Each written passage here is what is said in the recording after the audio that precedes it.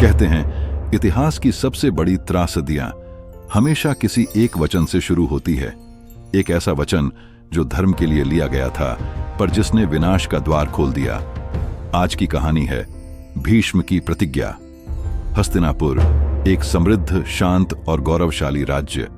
राजा शांतनु अपने साम्राज्य के साथ साथ अपने जीवन में भी सुखी थे, पर एक दिन उन्होंने गंगा के तट पर एक स्त्री को देखा, सत्यवती, एक साधारण मछुआरण पर दिव्य तेज से भरी हुई। शांतनु का हृदय उससे प्रेम करने लगा।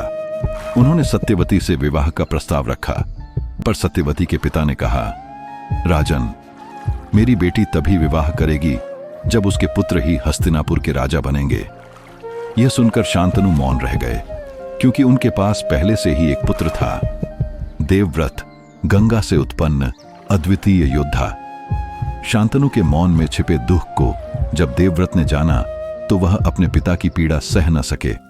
उन्होंने सत्यवती के पिता से भेंट की और कहा, मैं देवव्रत, गंगा पुत्र, अपने पिता की खुशी के लिए राजगद्दी का त्याग करता हूं। अब से हस्तिनापुर के सिंहासन पर सत्यवती के पुत्र ही विराजमान होंगे। सत्यवती के पिता हतप्रभ रह गए, पर उन्होंने फिर भी एक प्रश्न किया, पुत्र, यदि तुम्हारी संतान हुई तो क्या वे भी इस गद्दी का दावा नहीं करेंगी? देवव्रत मुस्कुराए। उनकी आंखों में न कोई पछतावा था, न कोई भय। देवव्रत ने आकाश की ओर देखा। हथेलियां जोड़कर उन्होंने वह वचन दिया जिसने सृष्टि को हिला दिया। मैं आज यह प्रतिज्ञा करता हूं कि जीवन भर ब्रह्मचारी रहूंगा, कभी विवाह नहीं करूंगा और सदैव हस्तिनापुर के सिंहासन का रक्षक बनूंगा, भोगी नहीं। धरती कांप उठी, आकाश गूंज उठा। देवता प्रकट हुए और बोले, ऐसी भयंकर प्रतिज्ञा कोई साधारण मनुष्य नहीं निभा सकता। आज से तुम्हारा नाम भीष्म होगा, क्योंकि तुम्हारी प्रतिज्ञा भीषण है। देवव्रत बन गए भीष्म पितामह।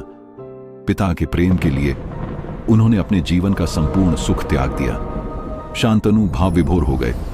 उन्होंने वरदान दिया, पुत्र, जब तक तुम स्वयं मृत्यु की इच्छा न करो तब तक मृत्यु तुम्हारे पास नहीं आएगी।